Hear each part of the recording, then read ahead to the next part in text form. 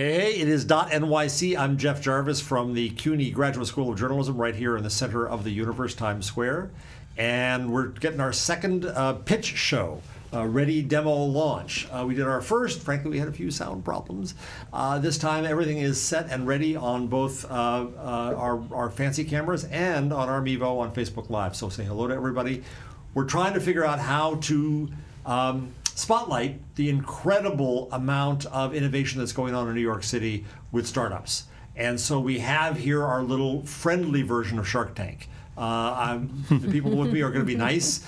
We have no money. We're not famous. So there's really no benefit like Shark Tank. But we get the chance to see startups, to hear what they're doing, to see the innovators in New York, and to give them a little bit of friendly, constructive advice, I hope, and maybe make some connections with folks out there. If you see these startups and want to connect with them, that's a beautiful thing.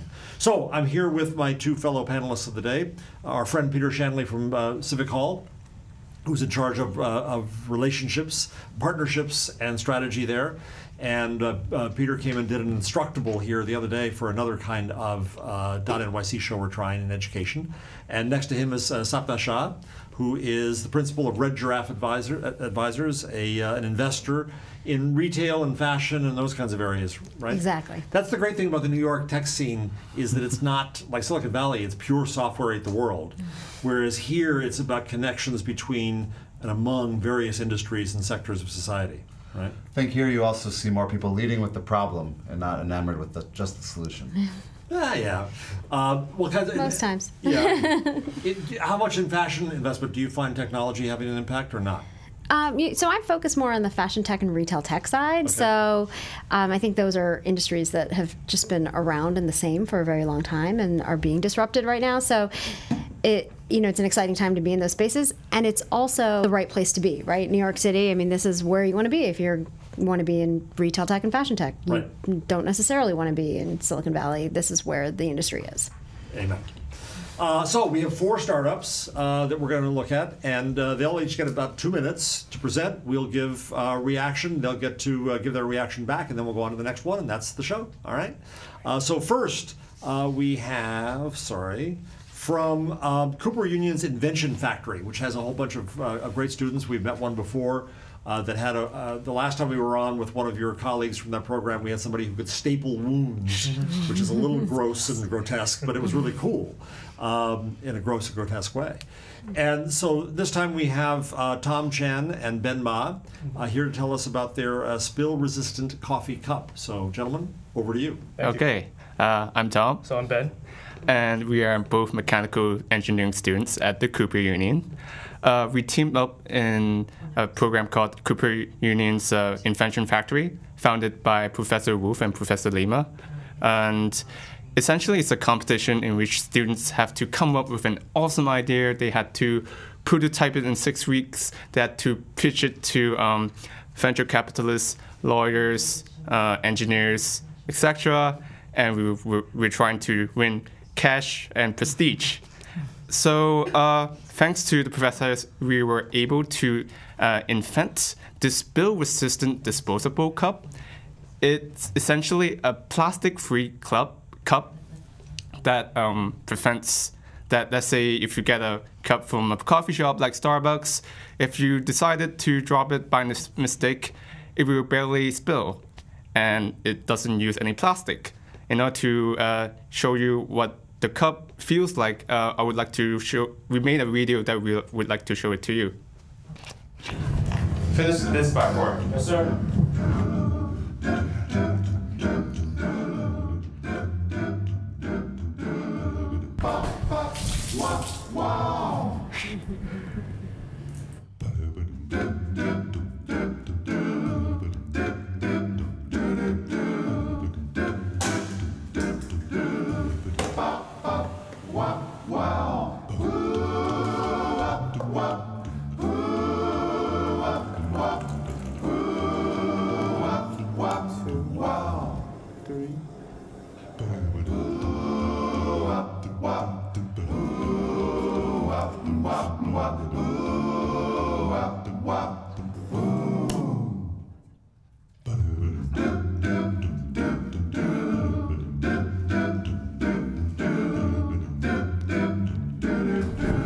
finish this before. Yes, sir.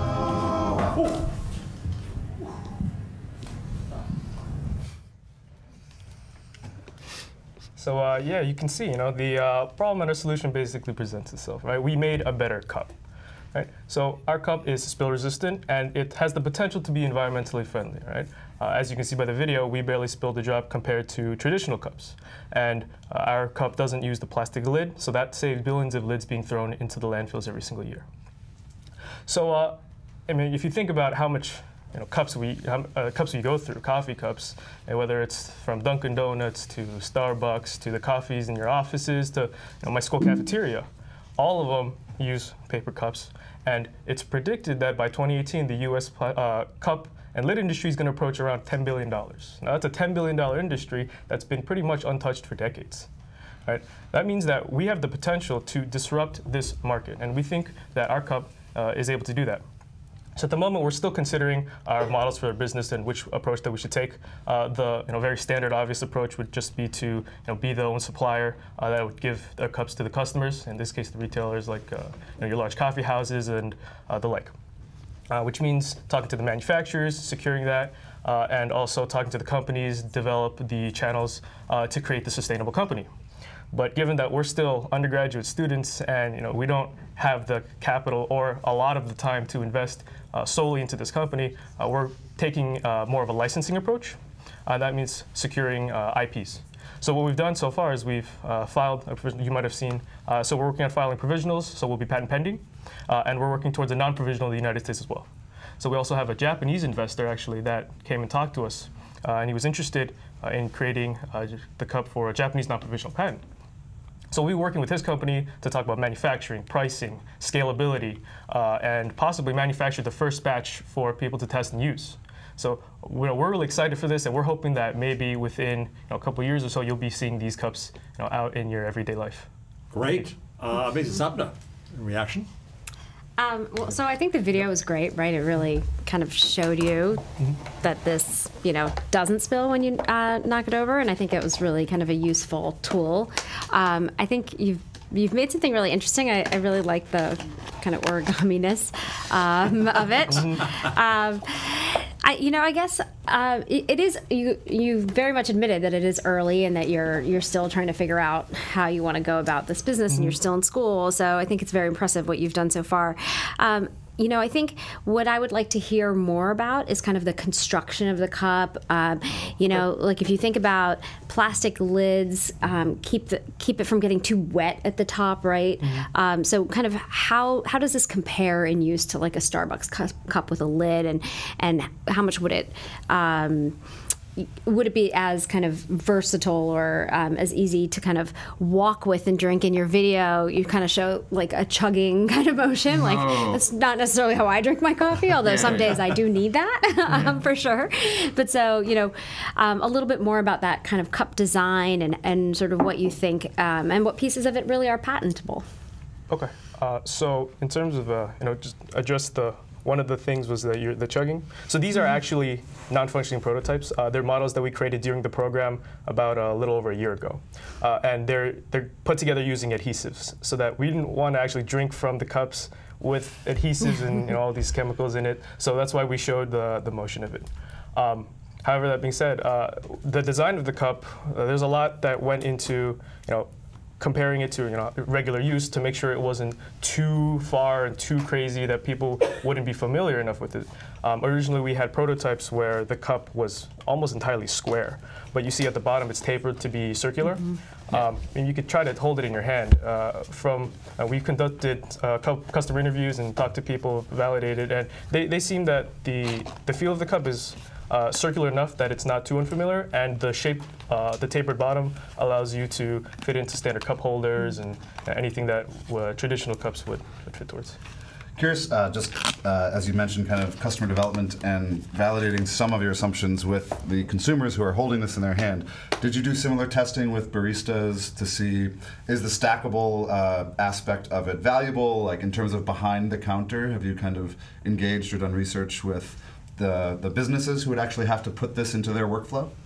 So you did talk to a barista. Yeah. So we were actually, like, during the program, we were actually working with a barista, and they showed us how they stack their cups, and they hope they hope us that we could make something that could stack as well, and we designed it so that it can stack and make it easy for them to store. And moreover, because we don't really have a plastic lid, that means that during the delivery from factories to the actual shops, we save the space for the lids.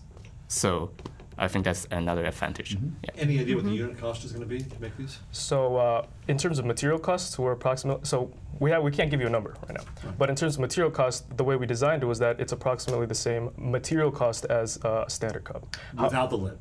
With the lid. With the lid. Together. The total sum of the materials is approximately the same. However, that being said, there are production costs that are associated with it that we're still trying to iron out with the manufacturer. So that's something that we can't really give you a number right now. Where's the in you need to make? Is it with the cup manufacturers, or is it with the end customer, the coffee shops?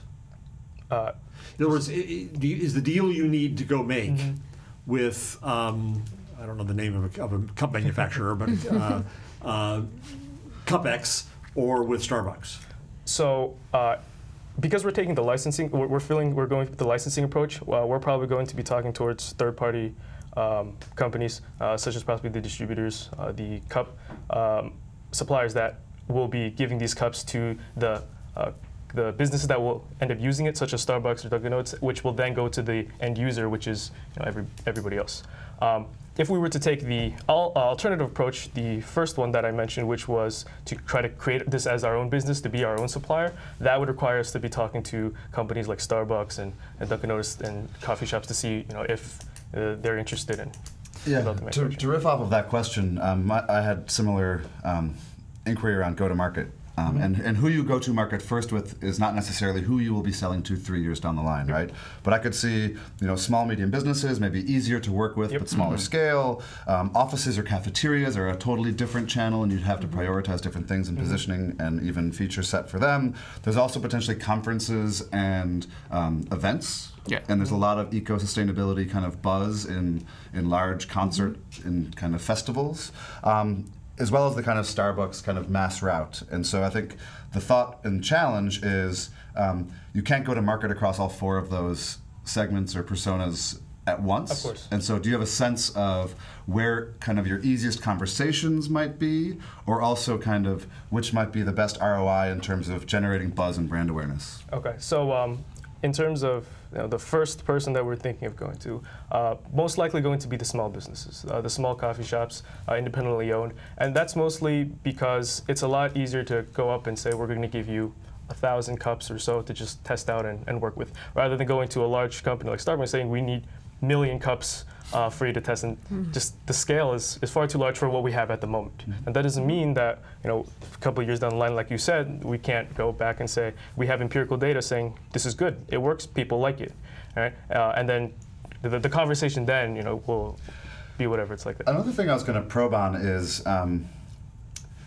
the thought that I believe I heard you say that you're going to go the licensing route because you have this patent file that I imagine the university and Cooper Union might be supporting you in your patent filing, so that you could kind of complete school and finish your undergraduate studies. Yeah. I guess I'm a little skeptical that to make either path or business model go, that you could actually be a student and a CEO entrepreneur at the same time. It's kind of, it requires so much focus, even going down the licensing route.